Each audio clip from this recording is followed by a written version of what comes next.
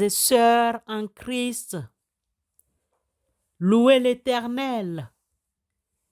Mon âme loue l'Éternel. Je louerai l'Éternel tant que je vivrai. Je psalmodierai en l'honneur de mon Dieu tant que j'existerai. À travers ce psaume 146, versets 1 et 2, nous vous saluons au nom du Père, du Fils et du Saint-Esprit.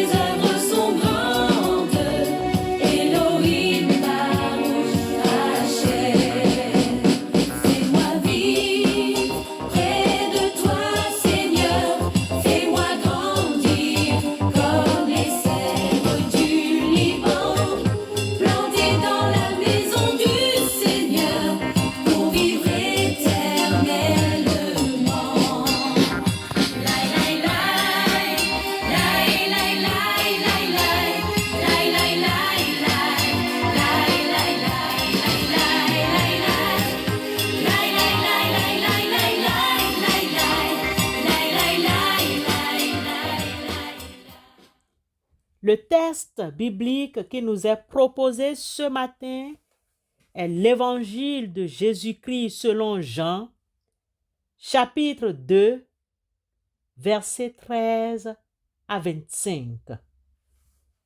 Jean 2, 13 à 25.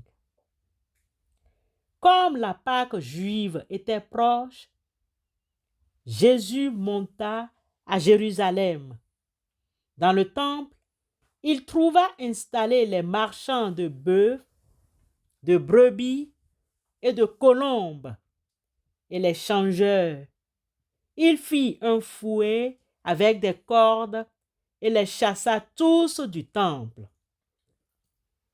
ainsi que les brebis et les bœufs. Il jeta par terre la monnaie des changeurs, renversa leur comptoir et dit aux marchands de colombes: enlevez cela d'ici, cessez de faire de la maison de mon père une maison de commerce. Ses disciples se rappelèrent qu'il est écrit: l'amour de ta maison fera mon tourment. Des Juifs l'interpellèrent: quel signe peux-tu nous donner pour agir ainsi? Jésus leur répondit: détruisez ce sanctuaire et en 3 jours, je le relèverai. Les Juifs lui répliquèrent: il a fallu 46 ans pour bâtir ce sanctuaire, et toi, en 3 jours, tu le relèverais. Mais lui, il parlait du sanctuaire de son corps. Aussi, quand il se réveilla d'entre les morts, ses disciples se rappelèrent qu'il avait dit cela. Ils crurent à l'Écriture et à la parole que Jésus avait dite pendant qu'il était à Jérusalem pour la fête de la Pâque. Beaucoup crurent en son nom à la vue des signes qu'il accomplissait. Jésus, lui, ne se fiait pas à eux parce qu'il les connaissait tous et n'avait besoin d'aucun témoignage sur l'homme. Lui-même, en effet, connaissait ce qu'il y a dans l'homme. Amen. Frères et sœurs en Christ, nous nous penchons sur un récit très adapté à la période de carême que nous traversons. La purification du temple qui nous est rapportée par l'apôtre Jean au chapitre 2, versets 13 à 25. Ce qui nous est très bien indiqué. Nous constatons dans ce texte que, en entrant dans le temple de Jérusalem, Jésus découvre un lieu de commerce et d'exploitation. La maison de Dieu est devenue un marché. La réaction de Jésus est ferme et déterminante. Il chasse les marchands et les changeurs, renverse les tables et les fouets. Quelle signification pourrions-nous donner à d'autres gestes audacieux de Jésus? En effet, un temple était et demeure un lieu saint dédié à la prière et à la rencontre avec Dieu. Malheureusement, les contemporains de Jésus l'avaient transformé en un lieu d'échange, un marché, un lieu de profit et d'exploitation. Jésus rappelle que la maison de Dieu est un espace sacré où l'on doit venir avec un cœur sincère et humble pour adorer le Seigneur. Ici, c'est un appel à la pureté du culte, car Dieu ne nous a pas appelés à l'impureté, mais à la sanctification. 1 Thessaloniciens, chapitre 4, verset 7. Jésus continue de marquer sa présence en annonçant un nouveau temple. Le geste de Jésus annonce la venue d'un nouveau temple, un temple qui n'est pas fait de pierre et de bois, mais de son propre corps. Jésus est le nouveau temple, le lieu où Dieu rencontre l'humanité et où la grâce est offerte à tous. Mon âme s'épuise à désirer les parvis du Seigneur. Psaume 83. Le prochain geste de Jésus est un défi à l'ordre établi. Cependant, nous le savons, les autorités religieuses de l'époque avaient transformé le temple en un instrument de pouvoir et de contrôle. Jésus refuse de se soumettre à cette corruption et appelle à une religion authentique basée sur l'amour et la justice. Dieu regarda la terre et voici, elle était corrompue, car toute chair avait corrompu sa voix sur la terre. Genèse 6, 12. Un appel à la conversion est un autre temps fort dans la présence de Jésus au temple. Pour preuve, l'épisode de la purification du temple est un appel à la conversion pour nous tous. Jésus nous invite à purifier nos cœurs de tout ce qui les encombre. L'orgueil, l'égoïsme, l'hypocrisie. Il nous appelle à vivre une vie authentique et à faire de notre vie un temple où Dieu peut habiter.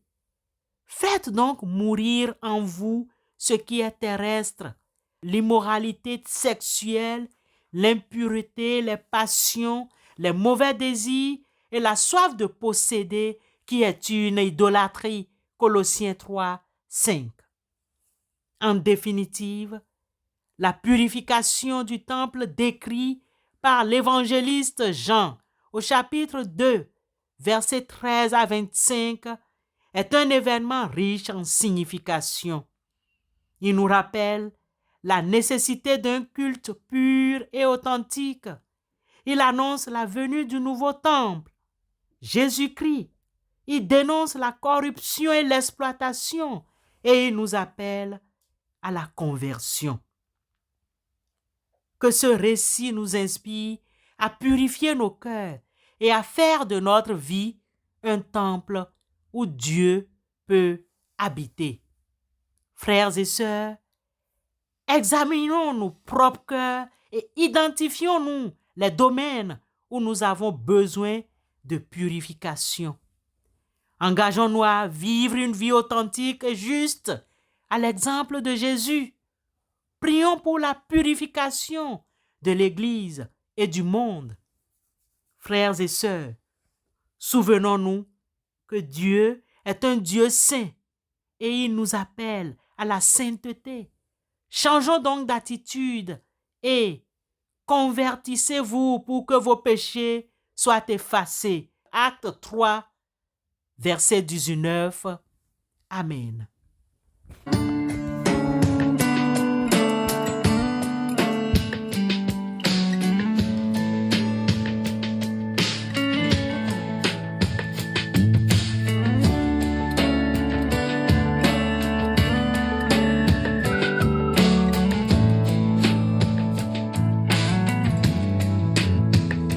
Let's think about our God, our Savior and our King, the one who gave it all. He gave up everything. Let's think about the man who shed his precious blood so we could be his friends until the end, and give our love and praise to him.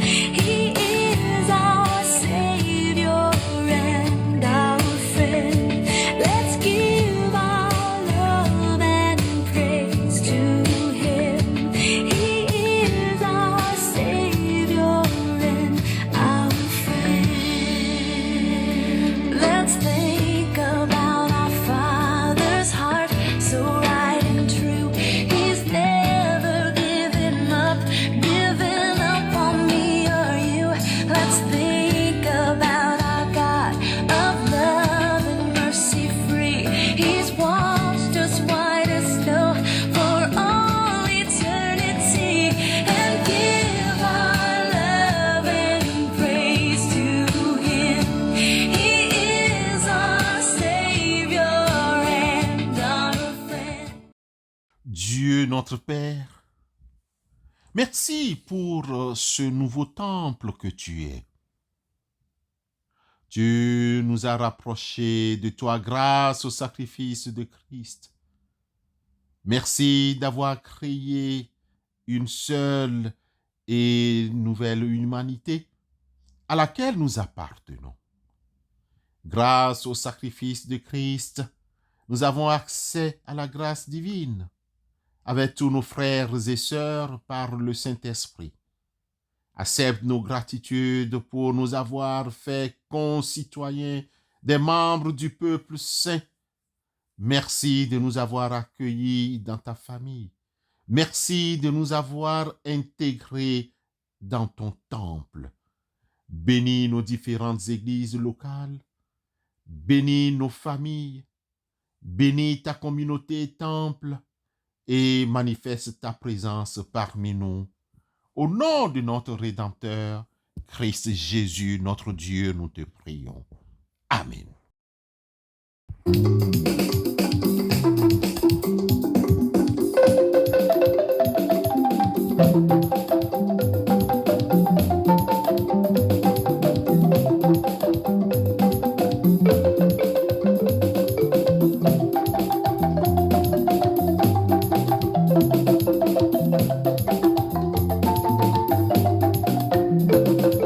Manyon masweli, penyina tebetara, bima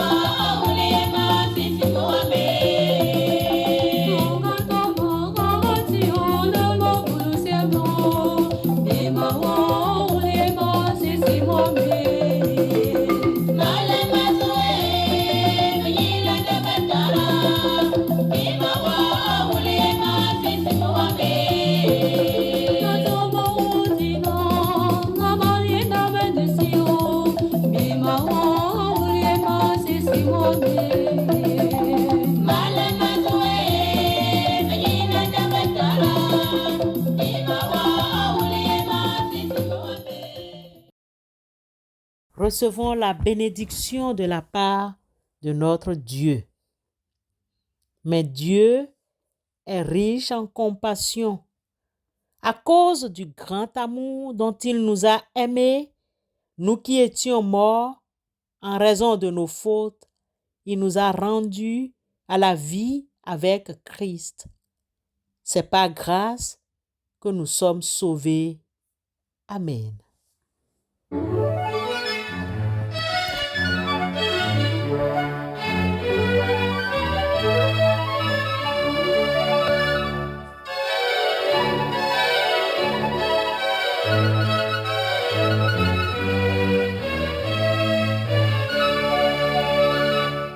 Amen. Amen. Amen. Amen. Amen. Amen. Que la gloire soit rendue au Seigneur. Amen. Amen. Amen. Amen. Amen. Amen. Que la gloire soit rendue au Seigneur. Il est digne. Alléluia. Alléluia. Que la gloire soit rendue au Seigneur. Il est digne. Alléluia. Alléluia. Que la gloire soit rendue au Seigneur. Il est digne. Alléluia. Que la gloire